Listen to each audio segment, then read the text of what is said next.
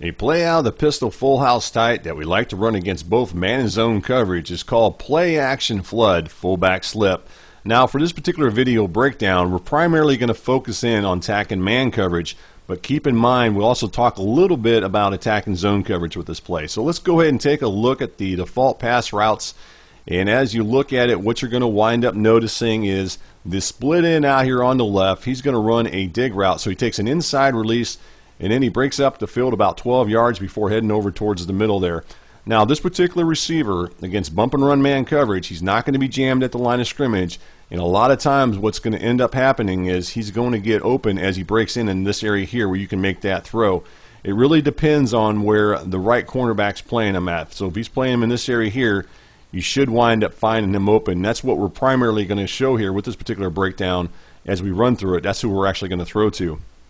As far as the rest of the pass routes are concerned, the tight end who's lined up to the left of the quarterback, he's going to go ahead and run a flat route out here towards the right. And then you have the halfback. Now he's going to go ahead and do this. This is actually a play action play, so he's going to get the play fake from the quarterback, and then he's going to go ahead and block. For this particular play, we're actually not going to have him do that. We're actually going to cancel the play action and have him run another route. And we'll take a look at that here in just a bit. And then over here, we're going to have the fullback. Now the fullback, he runs a corner route, which essentially turns into a corner route. He goes into this area here, and he goes up about 10 to 12 yards, and he winds up breaking towards the corner. He's another option you can throw to, and one of the things you may consider doing with this play is putting or subbing, rather it be a package or subbing him with a faster halfback. So if you got a fast halfback who's not out on the field, such as your number 2 halfback on the depth chart, you may want to go ahead and put him in there so he can get open as he breaks towards the corner. So consider doing that. And then to the outside of all these receivers, we have the flanker. He's going to go ahead and run a go route. Now keep in mind, in this particular formation, he actually lines up tighter than what he normally would do. So just keep that in mind. Rather than lining outside here, for example, let's kind of just take a look at this. He doesn't line up out here. He actually lines up more compressed, more tight, if you want to call it that. And so he lines up in this area here, and he goes ahead and runs that go route. So you have some nice routes to run with this particular play. Now let's go and take a look at the defense that we're going to run this against, which happens to be 2-man under. I believe this is the 4-3 stack 2-man under that we're showing this against. As you can see, you wind up having 5 defenders in man coverage, 2 defenders playing 2 deep coverage, and you have 4 pass rushers coming after the quarterback. As far as the hot route adjustments are concerned, what we're going to do for this particular play is we're going to go ahead and hot route the halfback on a swing route out towards the left, such as you see on your screen there. So you can see right there he's going to go out there. And the reason we do that is for 3 reasons. A, we want to cancel the play action. 2, we want to go ahead and draw the defender that's covering him away from the pass coverages over the short middle of the field so we can go ahead and find the split end open. For example, here's the halfback. He's coming out in this area here. Now the defender is actually going to wind up covering him is going to be, I believe it's going to be the right outside linebacker, where he comes in this area here and covers him. By getting him to go out there to the outside to cover him, then what that's going to do is it's going to clear out anything over the short middle to deep middle of the field in this area here. That's the reason that we do that. We don't want to have any defenders over the middle of the field that can make a break on the ball or try to pick the pass off. That's the reason that we're doing that. So I want you guys to understand that's one of the reasons.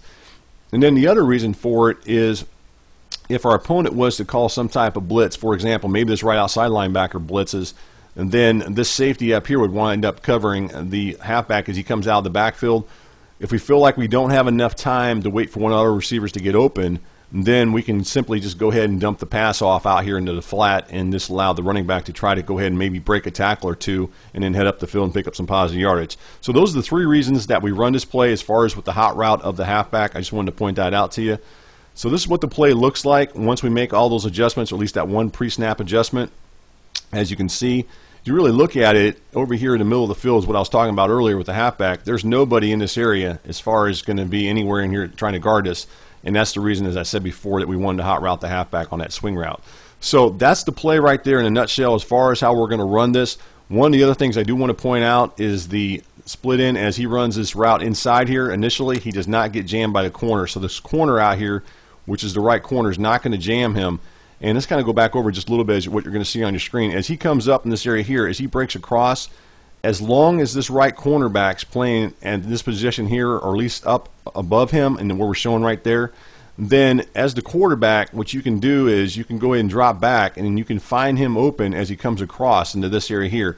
And when you make this throw, what you're going to want to do is you're going to go ahead and want to throw it at about the 3 o'clock position on your controller. So you're going to throw it at about the 3 o'clock, a hard bullet pass where you can lead him to the inside. Remember, there's not going to be any defenders over the middle of the field when you make this throw, at least in the intermediate type areas of the field when you make this.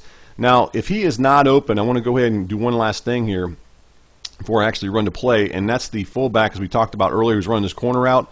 Don't forget, he's another option you can throw to as he breaks towards the corner. And if he does make this throw to him, keep in mind that you're going to want to throw this at the 3 o'clock position as well, because you're going to want to lead him to the outside. So make sure you go ahead and throw this at the 3 o'clock position where he'll be open as well. So that's really it with this play as far as running it and what we look to throw to. I want you guys to go ahead and focus in on this receiver here, which happens to be the split end, as he ends up getting open as he comes across over the short middle of the field, or excuse me, over the intermediate portion of the field here. You're going to notice right there he doesn't get jammed at all. That's what I was pointing out earlier. He breaks up the field and goes up about 12 yards, and then right there we wind up making that throw to him, as you see on your screen.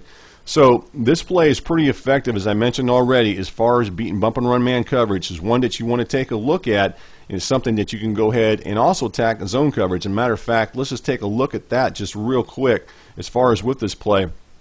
If you notice out here towards the right, you're going to notice that this play has 3 receivers running 3 routes at 3 different levels on towards the right side of the field. And that's because they're going to flood the whole right side of the field. So if your opponent comes out and, say, a cover 3 type defense, so they got a defender possibly dropping out here in the flat right here, and then they also have the strong safety is going to go ahead and play the deep middle of the field in this area here, and then you also have this corner playing this one right here. Well, you can kind of see right there what you're going to have is you should wind up having somebody open. And if you look at it, the receiver that should wind up being open with this particular one is going to end up being the fullback who's going to come out of the backfield and run that corner route. So you're going to flood the right side of the field, and you should find somebody open because you're going to have 3 receivers running 3 different routes at 3 different areas of the field as far as levels, and you should wind up finding one of those 3 receivers open. In this case, it should be the fullback against cover 3. So I wanted to point that out to you. Let's go back and just take a look at this play one more time. Just don't forget, as you run this play, make sure you go ahead and look to throw the split in as a running man, if they come out and bump and run man coverage, because he would be the receiver that you want to throw to. So the name of this play is called Pistol Full House Tight Play Action Flood Fullback Slip.